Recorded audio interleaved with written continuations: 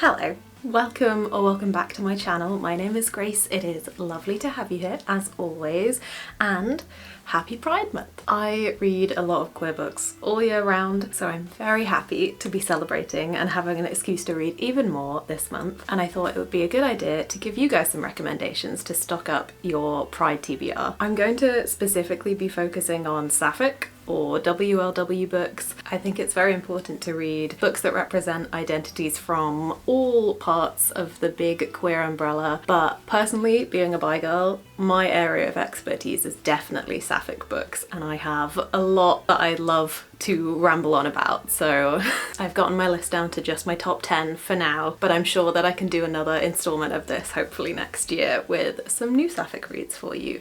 I've also done my best to mostly pick books to recommend here that I haven't heard talked about too much in online spaces. If you've watched any of my videos before, you might have heard me mentioning them because a lot of them I just have a lot of love for, but most of them I haven't heard too many other people talking about, so I'm hoping you'll be able to take a new recommendation away from this video. So let's get into some queer reads. First on the list we have the first of a few graphic novels on this list. I've really gotten into my graphic novel era over the last few years, and that has been spurred on by finding a lot of great queer reads within the graphic novel space. But the first one I want to talk about is If You'll Have Me by Uni. This book is so full of joy. I got this when I was still working at a bookstore, and I bought it in the morning. I read the entire thing on my lunch break. I was kicking my feet. I ended up crying in the staff room. This is a college romance about a girl called Momo who is very book smart, quite shy, very focused on her academic studies, but then on campus she bumps into PG, who is a lesbian with a bit of a reputation for lots of casual relationships, being a bit of a player, and they form an unlikely friendship which slowly begins to develop into something more. But Momo struggles to get past the things that she's heard about PG, the rumours about how she treats people within relationships, and to fully trust and open up to her in a romantic way. This just ended up being so lovely and wholesome and sweet. I loved Momo as a main character. She was just so likeable and adorable. If you just want a dose of queer joy this Pride Month, this is definitely the one to pick.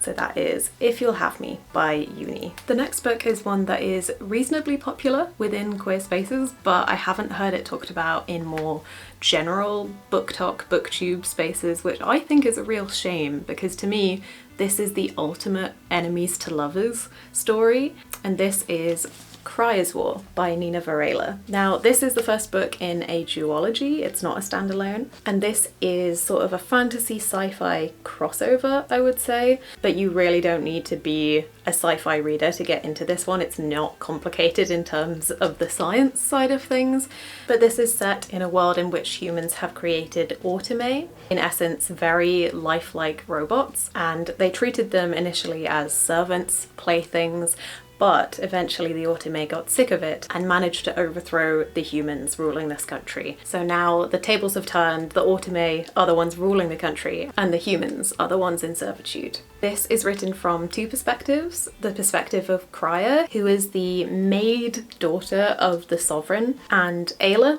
or Isla, I was never certain how to say her name, who is a human servant with connections to the bubbling revolution as the humans are trying to claw back their power from the autome. Ayla is set on revenge for what the autome did to her family, and the way that she thinks she can do that best is by killing Lady Crya. But when the two of them are thrown together instead, and Ayla is forced to become Lady Crya's personal servant, they begin to get to know each other and discover that they might have more in common than they thought. But can Crya truly trust anything that Ayla says when Ayla has been plotting to kill her for years? I thought this book was beautifully written. The yearning in this book is intense. I also really like the way that the world was set up, the history of the autome, how they came to be and how they overthrew the humans. I thought was all laid out in a really interesting way. I will say that I prefer this one to the sequel. I did like the sequel, but not as much as I enjoyed Cry's War, but I still would really recommend this one. This was really the sapphic enemies to lovers romance of my dreams. So that is Cry's War by Nina Varela. The next book is one of the strangest books I've read in recent years, and I don't think it has had anywhere near the amount of love that it deserved. This is Catfish Rolling by Clara Kumagai. For some context, there is a myth that says there is a giant catfish under the island of Japan, and when it rolls, it causes earthquakes. This story is set in an alternate version of modern Japan, several years after a giant earthquake which shook Japan so hard that it opened different time zones and fractures between these time zones. And time isn't just different in these zones, it runs either faster or slower than our usual time. Usually not by a huge amount, but enough that it's weird. Now our main character Sora, her mum went missing during this earthquake, so now she lives with her scientist father, who ventures out into these zones and seems to be mentally deteriorating in a strange way the longer he spends out in the zones. This is mostly a story about grief and trying to piece what's left of a family back together after loss. There is a queer narrative within here. The main character begins to explore her sexuality as part of this story, but it happens a reasonable ways into the book and definitely isn't the main focus. This is just a story about a girl who happens to be queer, dealing with grief, with trying to figure out what to do with the rest of her life after she's just graduated from high school, and with weird timey-wimey stuff. I would say don't go into this expecting a full sci-fi adventure. There is definitely strange time stuff going on here, but a lot of this is just kind of a contemporary read that explores real themes. For me personally, I really liked the balance between those things, but I would say don't go in expecting it to be fully fantasy or fully sci-fi. This was just a wonderful, weird read. So if you enjoy it when genres are mixed together and stories that are a bit more experimental when it comes to mixing up and blending those conventions of genre, then I would definitely recommend Catfish Rolling by Clara Kumagai. The next book on this list is one of my favourite books of all time, and this is The Midnight Lie by Marie Rakowski. This is the story of Nirim, a girl who lives in a world in which the people of the city are split up depending on their status, and she is in the group with the lowest status, so she must stay in an area called the Ward, which is a walled part of the city where basically no joy is allowed. You can be punished for the smallest thing, like eating a piece of fruit that's above your station or wearing clothes with colour in them. So Nirim does her best to keep her head down even though she has a big secret that she is keeping. But when one day Nirim ends up meeting a rakish traveller called Sid, they tell her stories of what life is like on the other side of the wall, rumours that people of the higher class have magic, and Sid ends up tempting Nirim to step away from her old life and explore the secrets and possible conspiracy of what is really going on the other side of the wall and the way that this city is really being run. This book is reasonably leaning towards the side of no plot, just vibes. There is a mystery in here, there is somewhere we're heading, but I definitely enjoyed this book because I thought it was gorgeously written. I loved the atmosphere in this story and the romance. I really never thought I would be this obsessed with a romantic lead named Sid, but here we are. This also explores themes of emotional abuse within more of a family setting, so I would definitely consider that before going into this one if that's something that you wouldn't be comfortable reading about. And again, this is the first in a duology. I'm a big fan of duologies, honestly. It's often the perfect length for a series for me. But again, I think I preferred this to the second book, even though I did really like that one too. So if you don't mind a book not being entirely plot heavy and plot driven, but you're really here for that sapphic romance, that exploration of sexuality, because this is the first time Nirim has ever considered that she might not like men, but then that within a decadent, lyrically described fantasy world, I highly recommend The Midnight Lie by Marie Rakowski. The next book I have on this list is another graphic novel, and this is The Girl from the Sea by Molly Knox Ostertag. This is the story of Morgan, a girl who lives on a perfect little island but cannot wait to graduate from high school and escape because no one around her knows her secret that she cannot stop thinking about kissing girls. When one night Morgan is saved from drowning by a girl who turns out to be a Kelpie, the two girls start to develop feelings for each other as Morgan shows her around the island and life as a human. But whether Morgan is ready to face it or not, all of the secrets that this couple are keeping will have a way of coming back to the surface. Once again, this book made me cry. I don't know what it is with sapphic graphic novels and just making me bawl, but they really have a skill for it. I don't want to let you know anything else plot-wise, but this is so gorgeously illustrated and colourful and full of joy, but also tenderness and moments of sadness and conflict, especially between friends. I really enjoyed the depth of the friendships that Morgan had, even though she wasn't being entirely honest with most of her friends. This was just a lovely little afternoon-long read, exploring first love, coming of age, coming into terms with your own sexuality as a queer girl, and then with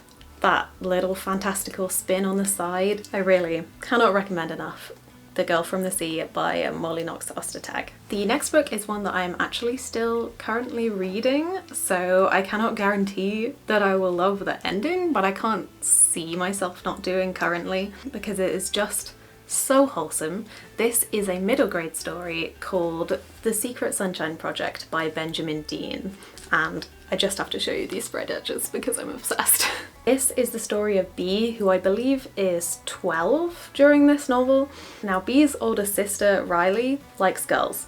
And when Riley comes out to her family, they decide that they're all going to go to Pride together to celebrate and support her. But soon after this first joy-filled Pride, Bee and Riley's father passes away, and the family, having monetary problems, have to move out to the countryside for the summer. Now, the people out in the countryside have different views to the people in London, and Riley is devastated that she's going to miss her next Pride, both because it's a place that she feels safe and it's a place that she feels like they were last a happy family together and she could have remembered her father. So in order for Bee to try and bring her big sister some joy, she starts the Secret Sunshine Project and tries to throw together a small town pride for her. This is just such a wholesome read. It's not technically sapphic in that the main character's sexuality isn't the element at play here, it's her older sister, but I think it's still very much on theme. This is a story about queer joy. I would definitely say it is a little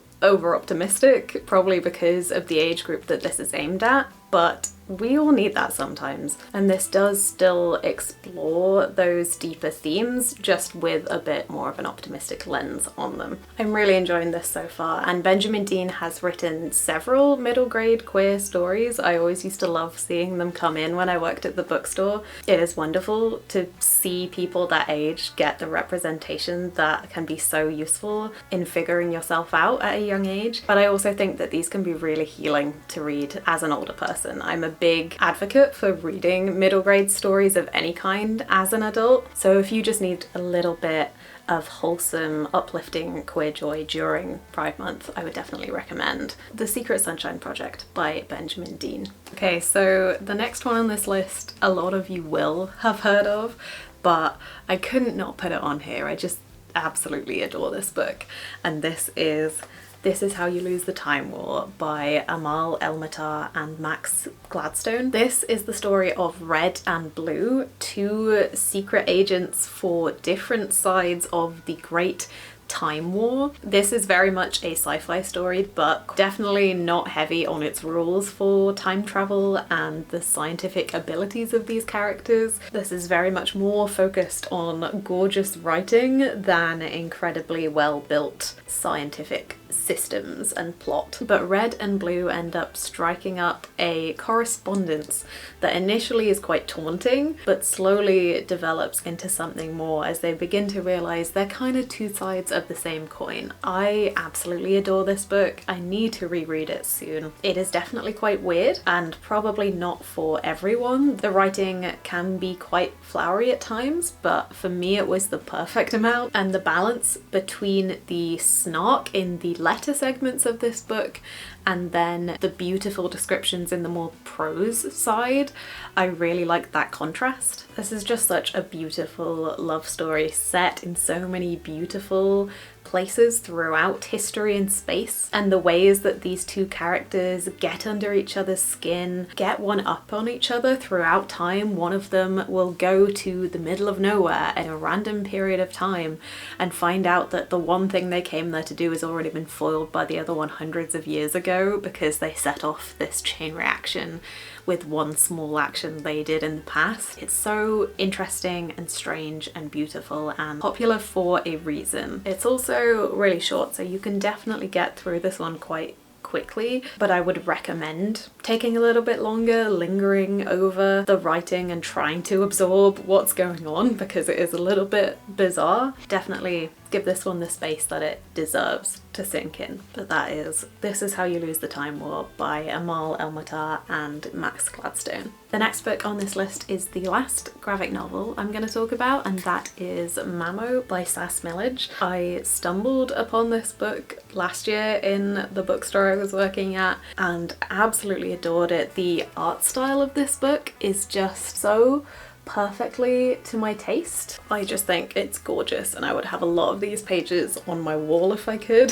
This is the story of Orla, who is the youngest in a long line of hedge witches for the specific village that she left a long time ago, and she has come back after the death of her grandmother, who was the last hedge witch. Now Orla really does not plan on staying in this place. It feels a bit like a trap to her, but the people of the town are struggling with the leftover chaotic remnants of Orla's grandmother's magic, and when a local girl called Jo comes to Orla asking for help, she begrudgingly decides that she will do her best to lay her Mamo's mislaid bones back to rest and give some balance back to this town once more. I loved the development of the relationship between the two main characters in this book. It felt slow and gentle for the time period that this was told in, and I really appreciated that it wasn't an instant thing. They really had to build it through their shared experiences, and this also explores some really interesting themes of familial obligation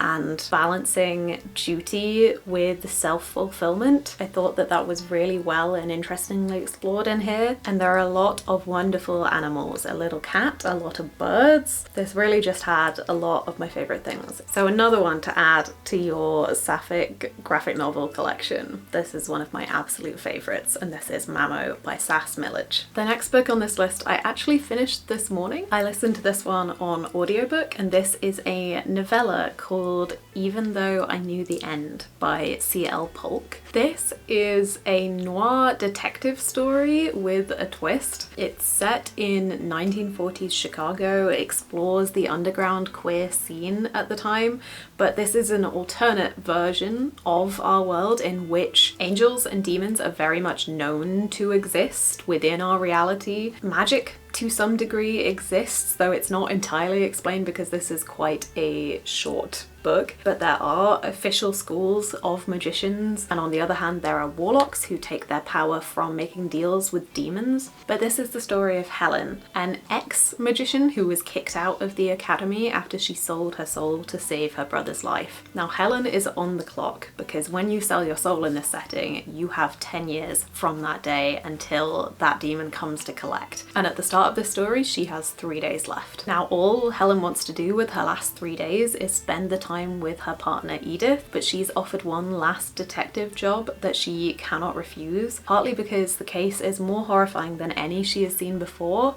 and also because her soul is on the line. Like I said, I listened to this one on audiobook and it was only about 4 hours long, I think, so it's very much quite a short novella. So this isn't a story where the world building is entirely fleshed out or the magic system, but the vibes were very strong. The noir feeling of this story I really enjoyed, and I felt like the main character really had a strong voice to her. She's a charmer, but also a romantic. She's strong and independent, especially for a woman of this time. She breaks a lot of the rules that were put on women back in the 1940s, but she knows when to play it safe, and she really cares for the people close to her in her life. This story does delve into the issues of the time a bit. This is inherently quite a homophobic setting and the main characters have to hide who they really are. I would definitely do a little bit of research into trigger warnings before this one.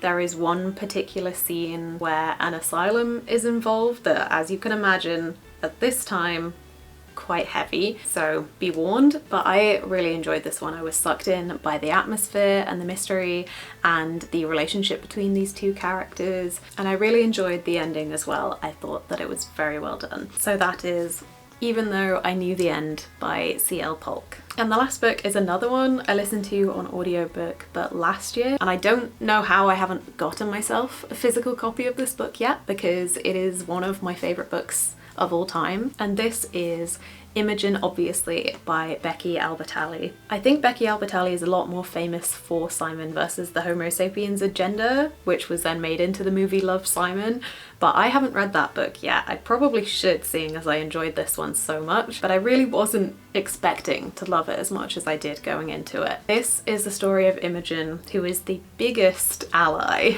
ever. Most of her friends and some of her family are queer, and she is very supportive of them, but she's always been pretty sure she's just straight. Now, Imogen is about to graduate from high school, and when one of her friends who is a little bit older invites her to visit her at college, she meets this friend's new really cool queer friend group, and her friend confesses that she has told all of them that they used to date. Imogen decides to go along with this lie in order to help her friend, but throughout this trip, getting to know all of these new queer people in this space, she begins to feel more and more like it might be a place for her too, and maybe, just maybe, she isn't just an ally, especially the more she gets to know a girl called Tessa. This book made me feel so seen. I once again cried a significant amount. This to me was such a wonderful exploration of discrimination within queer spaces, the boundaries that are set up for people to identify a certain way, especially when it comes to bi people. I thought this explored the nuance of that really interestingly, as well as the internalized biphobia that our main character has, all her feelings of not being gay enough to be a part of this community and feeling like maybe she's just jealous or she's pretending. But then on the other hand, there are so many wholesome moments in here, so many moments of found family coming together with these new identities and acceptance for each other, and the developing romance in here is just so adorable. I absolutely loved it. This to me is just the perfect queer coming of age, especially if you're a bi girl. This really made me feel so seen and voiced some things that I hadn't managed to put into words for myself before, and seeing those voiced by someone else and knowing that I wasn't alone in feeling those things, it was just wonderful. So that is the incredible Imogen, obviously, by Becky Albertalli. So those are all of the sapphic books I want to recommend to you today. I really hope you found a new one on this list that you might not have heard of before and you think sounds interesting. If you have any sapphic recommendations for me, or queer books in general, I would absolutely love some more recommendations. I am always happy to read new queer books. But in general, I hope you are having a wonderful Pride Month so far. I hope your reading is going so well, and I hope the rest of your month is filled with so much joy and so many good books. And I will see you in another video very soon. Bye bye.